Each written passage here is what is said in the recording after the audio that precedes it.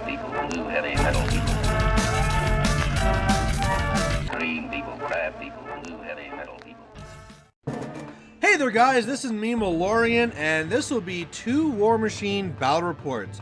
So, we had just our regular gaming day, and I thought, you know what, let's just try something fun. I don't feel like pulling a bunch of stuff out. I want to grab a list that I find is interesting and just go with that. So I decided to go with Haley3, and this is a Haley3 double Stormwall version. So this one here, you know, a lot of people think you should run Haley3 with 2 Stormwalls, but I think it's an interesting build because she has a focus to keep them running, and then to keep the enemy off of them, you have your defense 17 Blazers in the front. So I like the list, and you know, as Mark II is coming to a close, you might as well play it while you can. On the other side, I'm going to be up against Menoth, and this is going to be Epic Feora with the Bond Adjudicator there. Now, this will be kind of a challenge because thanks to the Choir, I can't shoot his jacks unless he screws up, and with all that fire and drifts and stuff he can do, he has a lot more ways he can actually go and kill off my actual Blazers. So that would kind of really suck. So I'm going to play this one a little bit carefully. I might have to go for the assassination, and we'll see how that goes.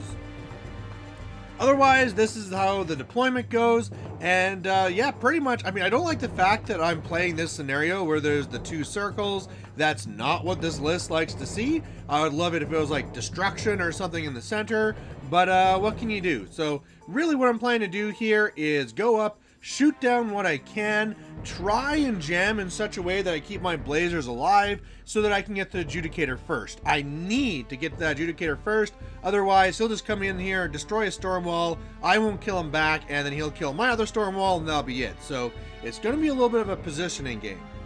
So on my first turn, I'm really just going up, doing a temporal flux, and getting another 2 versions of the Haleys, kind of staying back with everything else, and yeah, just waiting for him to come to me. On his turn though, he goes after me with the Adjudicator, has a deviation and goes off, so he hits my Stormwall rather, and puts it on fire, which is no big deal. Does a little bit of damage, again, not that big of a deal, but it does scatter over and kill off my 1 Stormcaller. That's kind of unfortunate. You know, I did have him a little bit back, but you know, with random scatters, you never know what's going to happen. Otherwise, is Zealots that came up on the left, they have already popped their mini feet, so they're invincible. That mini feat might have been a little bit preemptive.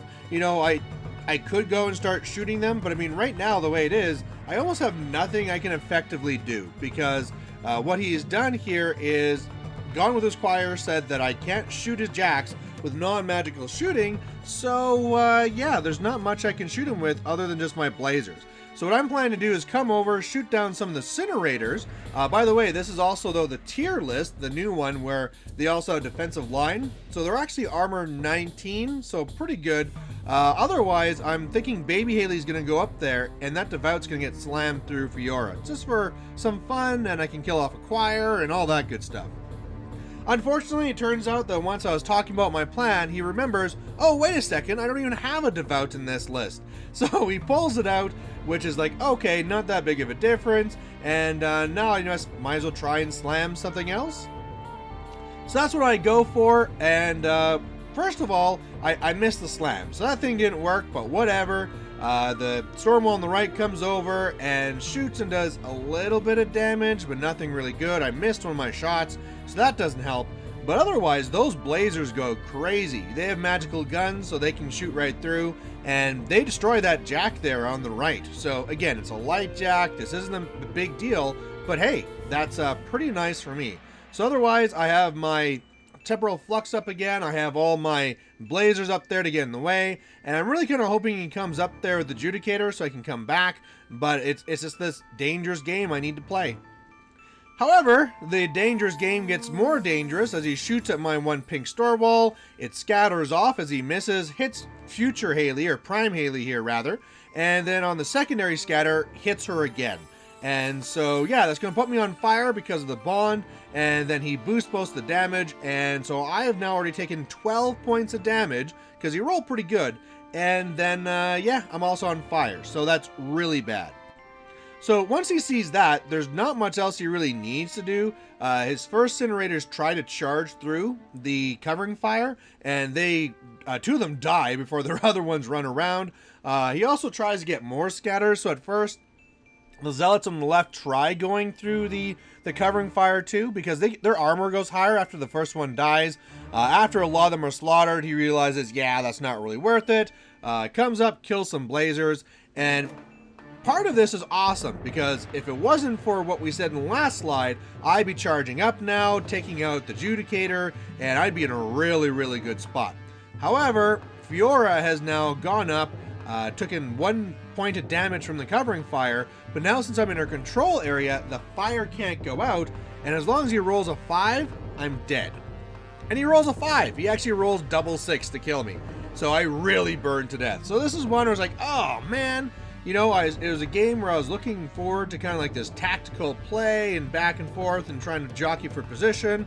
And in the end, it was just some fire that got me. Like, I knew up against Feora2, I was going to get put on fire because with the feet, she can move around anyway. But then I kind of figured that I could just like run away because there's no kill box, heal myself, and then hope it goes out later. But yeah, there you go. So that's kind of unfortunate, but whatever. I get time for another game. So game 2, it turns out I'm on the same board and the same side, but now I'm up against a Legion here and Vayl2. So he won the initiative, so he's going to be getting right into me, but the interesting thing here is that he's really far on the right side.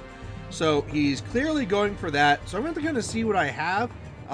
If I can shoot down an Angelius, that'd be good. Otherwise, I might be going to try and score in the left zone. So yeah, this should be an interesting match, because he's really, really fast, but he's really, really heavy on the right side.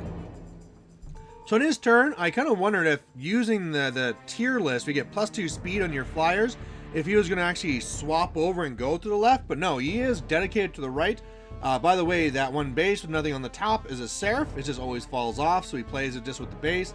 And otherwise, yeah, he has Occultation up on the one Angelius that's not in the trench. The trench has the Refuge Angelius, and I don't think any other spells are out anywhere, but yeah. With this here, I would love to start shooting Angelius, but I can't really, and his threat's really long, so I think I just need to stall for a turn. So on my turn, I don't pre-measure, because we weren't playing with that rule for this one, but I basically do because my control range is so far. But anyway, I set myself up so that even if he goes and slipstreams on the Angelius, he can't get to my storm wall. So you can see how I kind of like edged over to the left zone, and yeah, just kind of like holding back and seeing what he does. The Blazers are kind of up there, but they're as a bait. I'm really wanting him to come in and try and shoot me down, and then if he does, I can really take out whatever goes after me. And I really think it's going to be the Hex Hunters, and the Hex Hunters are something that are really key to kill in this match, because it's so easy just to run in one Hex Hunter to contest a zone, or a bunch of them to swarm the zone. So if I can kill off these Hex Hunters early, that'd be really nice. So that's what he goes for. All the Hex Hunters are coming up. He's doing all the pew-pew. And in the end, because of all the high defense, he's only able to kill one. Now, he didn't really come in as far as I wanted, but yeah, you can still see how he's really far on the right side. And on the left zone, he's only in there with one guy. So looking at this, I decided that I'm going to go for the scenario game. And to do that, I'm also wanting to make sure that he can't get as many Angelius on me as he likes. So my goal for this next turn is just to brutalize those Hex Hunters, take them all off, or lots of them, and then as well, go for that Seraph. Maybe I can't kill him this turn, but if I could take that Seraph off, that'd be huge. I need to contest his zone, and then I want to score 1 point on my zone. And then that way I can really get that scenario game going and make sure that I have the jump on it. So that's what I do. I am able to go up. I'm doing Temporal Flux. I bring in the other pony. Pew, pew, pew, pew, pew. Pods going around. And you can see here that, yeah, the Hex Hunters really took a beating. There's just a few of them. Actually, no, I only killed half.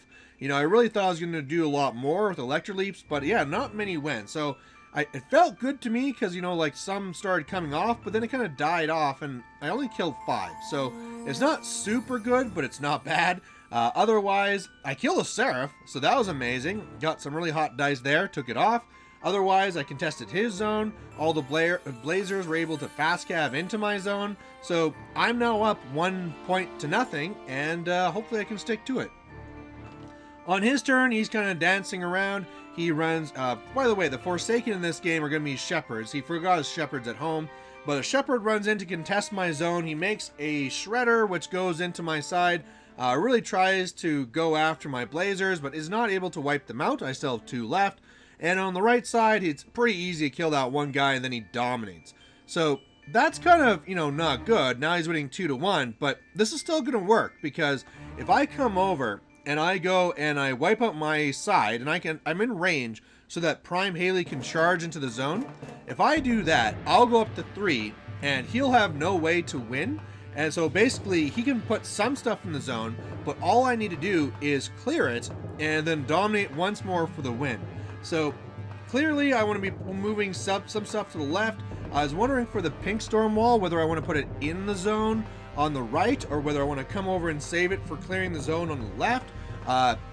But either way, I really think this will be a really good plan and really put me ahead in this scenario game. So on my turn, that's what I do. I pop my feet and basically come over here in such a way that, yeah, I do clear out my zone. I'm trying to bog out the Ravagore there, make things a little bit more difficult for him. I was wondering if I should revive the last one, but because I'm kind of standing out there in the open with Prime Haley, I went and I did not do that last revive, just to make sure that I have as much focus on me as possible, because it turns out his assassination is pretty good.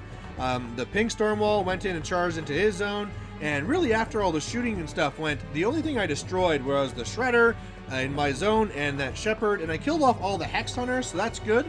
And yeah, so I got 2 points. I go up 3-1 and feeling really good, except that after I was done this, he says, like, okay, so really all I need to do is kill the storm wall, which I know he can, the pink one, and then kill those 4 blazers, and then since I don't contest with the caster, he can control my zone for the win. And I was like, oh, why didn't I put something more in my zone? Killing those blazers will be tough, but he can put a lot of resources into it, so I might have screwed up. So one of the ways he starts here is coming in here with the Ravagore killing 2 guys, and then the Shredder comes in and kills a guy. So I'm already down to 1 Blazer, and that's really bad. Otherwise, it's an easy thing for Vayl then to come up and just kind of like hit me with... So now she pops feet and then blasts me with an obliteration. The way he gets me is because my defense is super high, but because I was close to Baby Haley, he just hits the obliteration on Baby Haley and then boosts the damage on me. And then, yeah, all my guys are dead, and he only has to kill the storm wall. And because he has all these guys here, 2 Angelius and Typhon, he can easily come in, kill my storm wall. That means he dominates on the right, controls on the left, and he wins 5-3. So good move on my opponent's side there. Did not see this coming.